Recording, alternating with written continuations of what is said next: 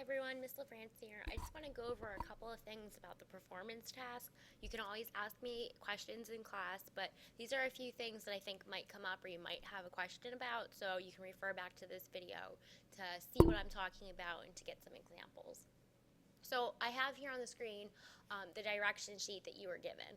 So we did go over this in class, and I just wanted to focus in on this area right here, the 6 different categories. And the reason for that is when we grade this project, we're looking for 5 pictures for each of the 2 revolutions. So for the American Revolution, there should be 5 pictures at least, and for the revolution that you chose, there should be at least 5.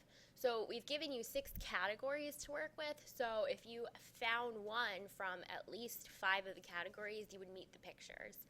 The center of the Venn diagram, the similarities, you need 2 pictures in that.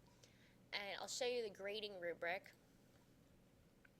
So graphics and clarity. We want all the graphics to be nice and clear and in focus. We want, we don't want you to just throw it on the poster. Take the time to cut it out neatly, paste it down, okay?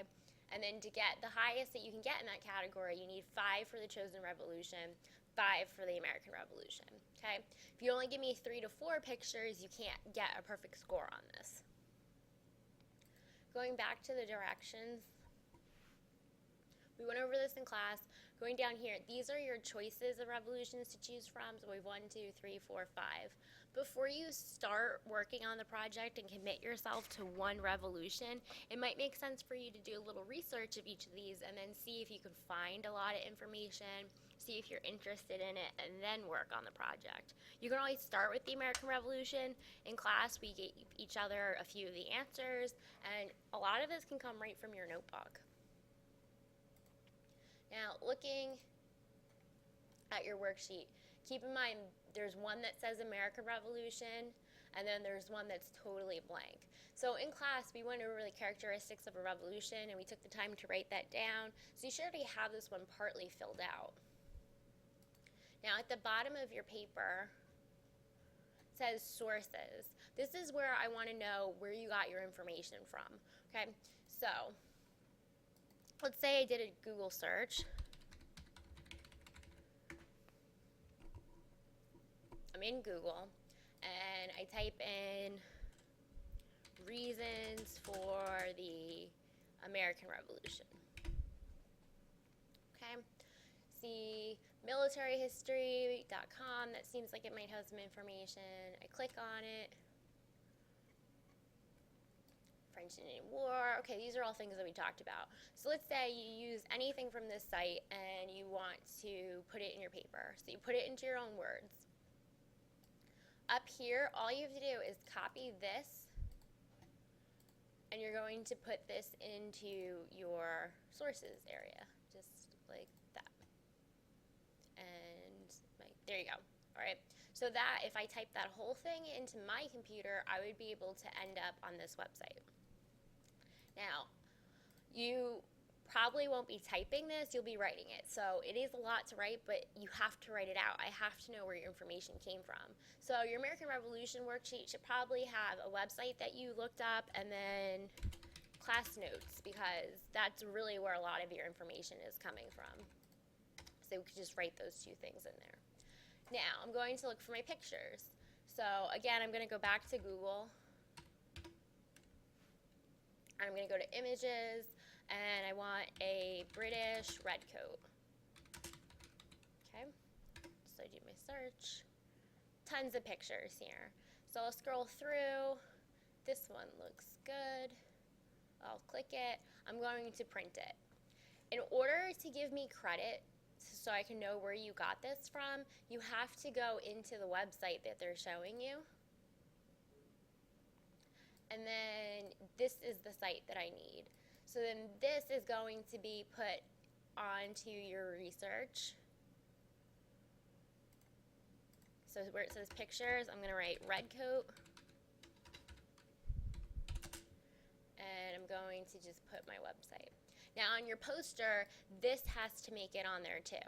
So on the back I showed you, I just on my poster wrote red code on the back and then wrote out the website.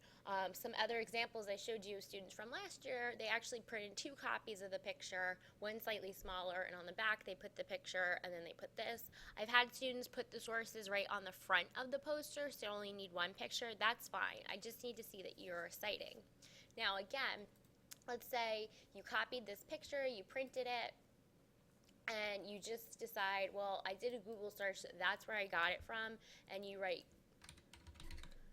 Google. That's almost as bad as not citing, because what happens is I'm going to go do a Google search. So I'll type in, okay, you got your picture from Google. I'll type Google into my browser, and that's all that I'm going to get. So it doesn't tell me where you got the information from. So you have to make sure that you're telling me exactly where you got the website from. This is the beginning of citing. Throughout the year, we're going to add more and more to that. So by the end of the year, every work that you're producing, you'll be able to tell us exactly where it came from. Now, this is really important because you have to give people credit for their work, but also important for you looking at the rubric here, citations. The entire poster and both worksheets are fully cited. The only way you can get a perfect score on this assignment is if you cite all the pictures on your poster, and on the bottom of those worksheets there needs to be information where you got the information from. Okay, and then a 3 would give you if 1 or 2 pictures were missing. Sometimes maybe you just missed one, you didn't catch it. A 2 is 3 to 4 pictures are not cited, and then a 1 is anything where 5 to 6 pictures are not cited. I won't give you any credit for citations. That's a large percentage of the grade if you don't have any citations.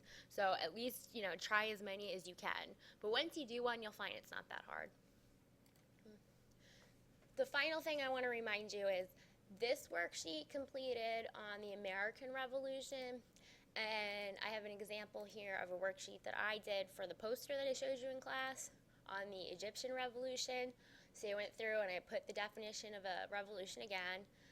I identified the revolution I'm working with. I found out when it began, gave you lots of information, and this one I started at Wikipedia. Now, I don't really think Wikipedia is that great of a source, but if you do that, it's better than just going to Google and telling me you did Google. You'll get more credit for that. But be careful, if something is on Wikipedia and it doesn't seem like that's possible, don't use it as a source, because anybody can do editing on Wikipedia. I know they're getting better at it, but I just don't think it's the best source in the entire world. So this sheet needs to be turned in. This sheet needs to be turned in, and then your poster has to be turned in, okay? All of this is due on November 2nd, and like I said in class, I don't take this late. The marking period closes that weekend, so I really need these in so I can grade them all, get them in the grade book, and get your report card going. Again, if you have any questions in class, please see me. Otherwise, I hope this helps. Have a great day, and good luck on your project.